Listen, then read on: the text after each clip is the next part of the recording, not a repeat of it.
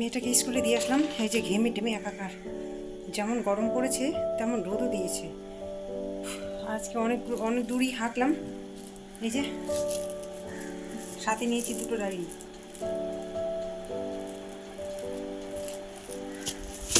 এই যে রাখলাম, এখানে রাখলাম। আসলে হচ্ছে মেয়েটার গানের ডায়েরিটা খুঁজে পাচ্ছি না। ডায়েরিটা অন্ধকার, ছাতা পার্স সব বাইরে রেখেছি।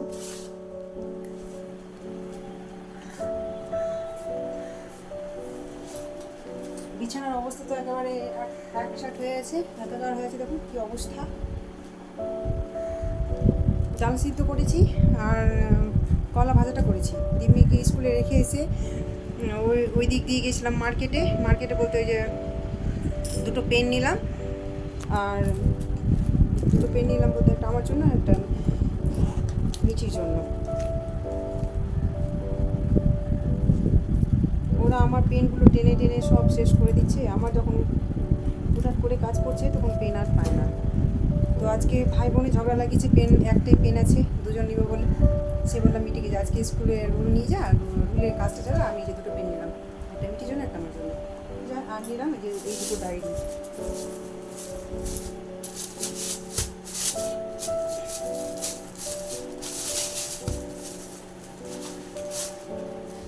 এই যে এই একটা ডায়েরি আর নিলাম এই একটা ডায়েরি। চওড়া ডায়েরি লাগবে বলে ওই যে আগের যে গানের ডায়েরিটা ছিল সেটা খুঁজে পাচ্ছি না আমি।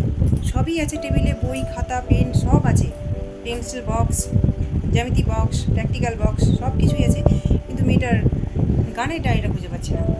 অথচ সকালবেলা দেখেছিলাম, গতকালকে সকালবেলা দেখেছিলাম, তারপরে আর খুঁজে পাচ্ছি না। মেয়েটাকে যখন সন্ধ্যাবেলা গানে নিয়ে যাবো আর পেলাম না খুঁজে। যাই হোক, খুঁজে না পেলে তো কিছু করার নেই। আর গানটাও তো সব কিছু ওখানে স্মারকলিপি ছিল, গান ছিল, ছড়া গান ছিল, সব কিছুই ছিল।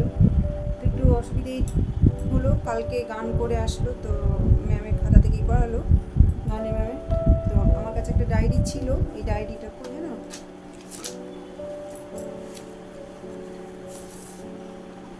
এই ডায়েরিটা ছিল, এই ডায়েরিটা দিলাম। তো মিটির গানের ম্যাম বলছে যে এই ডায়েরিটা হবে না, কারণ গানের সঙ্গে তো স্মারকলিপিও দিতে হবে, তো হবে না, চওড়া ডায়েরি লাগবে, মানে যে এর আগে যেই রকম ছিল ঠিক সেই রকম। তো এটা আমার শ্রী অর্ণপূর ঠাকুরের গান লিখা হবে। আমি একটা কিনবো ভাবছিলাম, তো আমাকে আর কিনতে হবে না, এটা আমার গানের ডায়েরি হবে। আর দুটো নিলাম, এই যে একটা নিলাম চওড়া ডায়েরি, আর এই যে একটা নিলাম চওড়া ডায়েরি। মিঠির জন্যই নিলাম দুটো।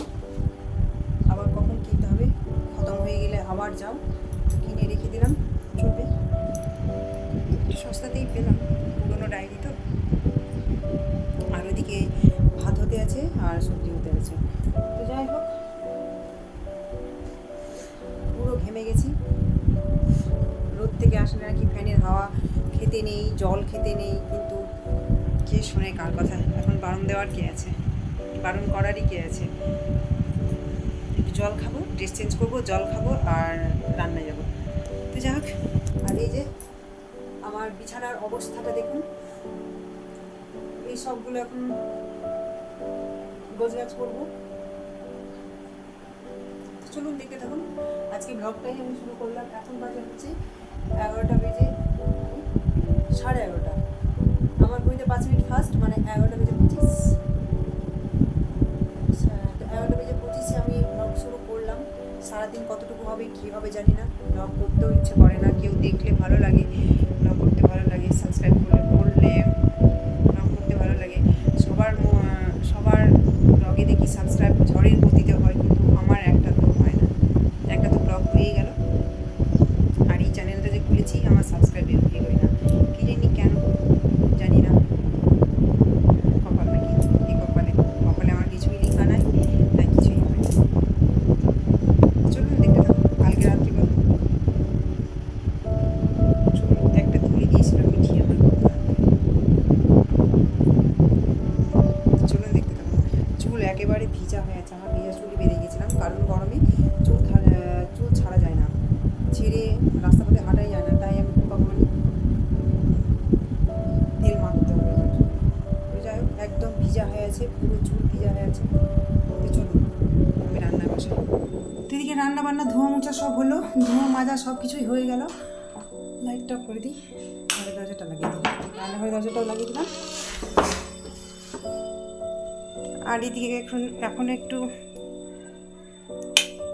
আধ ঘন্টার মতো সময় আছে, দুটাই আনতে যাব। তো যে ডায়েরি খুলে বসে রেখেছি, আর এই যে মোবাইল। কিছুক্ষণ যেটুকু পারি একটু গানটা লিখে নিই। এই যে এই হোয়াটসঅ্যাপে দিয়েছে, তো বসে বসে লিখবো যতক্ষণ টাইম না হচ্ছে, তারপর মেয়েকে আনতে যাব।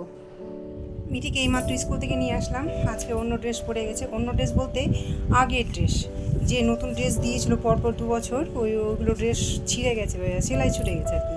আর এটা সব প্রথমেই দিয়েছিল আর কি, ক্লাস 1-এ দিয়েছিল। তো এই 1-এর এই ড্রেসটা পরলো। ব্যাগটা খুলে দে। এই যে এই ড্রেস পরেই ওকে বেশি ভালো লাগে, এই ড্রেসটা পরেই ওকে বেশি ভালো লাগে ওই ড্রেস থেকে। ব্যাগটা নিচে কেন ফেললি, ব্যাগটা উপরে তোল।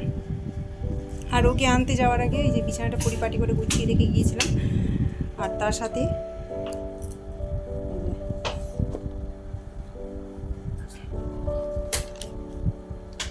1 থেকে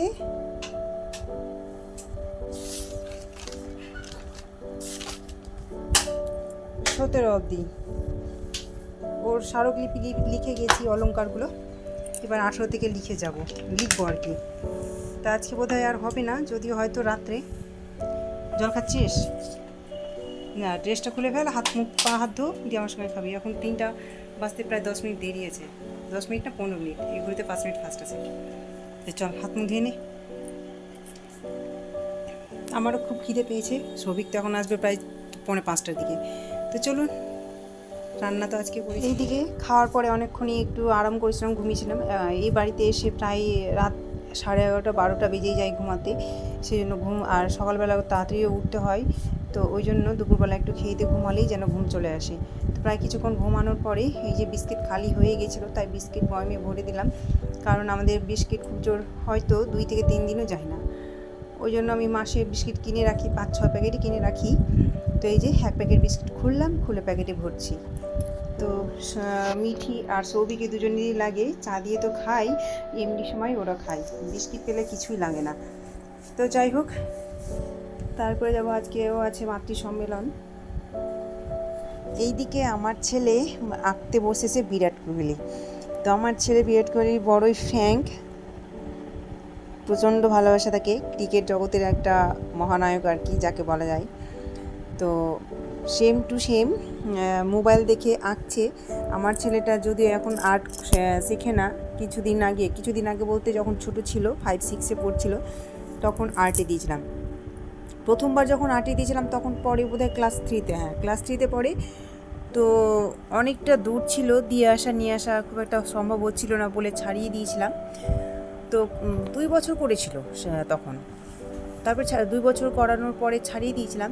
আর তারপরে যখন ক্লাস 7-এ যখন পড়ে তখন আবার আর্টে দিয়েছিলাম। তো আমার ছেলেটা আর্ট বেশি দিন শিখেনি আর কি, ক্লাস 7-এই দিয়েছিলাম। তো যতদূর যাই হোক সম্ভব মনে পড়ছে না আর কি। তো সেইখানেও 1 বছর কাটতে না কাটতেই যে বাড়িটাতে আর্ট শিখতো সেই বাড়িটাতে একটা অ্যাক্সিডেন্ট ঘটে। তারপর থেকে আর আর্টে পাঠাতাম না। আর সেই যে বন্ধ হয়েছে তো হয়েছেই, কিন্তু আমার ছেলে না অবিকল যে কোনো ছবি দেখে এঁকে নিতে পারে। তো এইরকম আমার একটা বোনঝির জন্মদিন হয়েছিল আর কি, যেটা সৃজা, ওর জন্মদিনের ছবি এভাবে এঁকে দিয়েছিল। ও ভীষণই মানে সেম টু সেম এঁকে দিয়েছিল, তো সবাই পছন্দ করেছিল। তো আমার ছেলে আঁকতে ভালোবাসে। তো ওই যে ছোটোতে 2 বছর আর 7 থেকে 8, এই 3টে বছর আর্ট শিখেছে, তারপরে আর আর্ট শিখেনি। তো আমার ছেলেটা আর্ট শিখলেও না শিখলেও ও আঁকতে ভালোই পারে। তো এই যে বিরাট কোহলি ছবি এঁকেছে, দেখুন কেমন হয়েছে একটু কমেন্ট করে জানাবেন।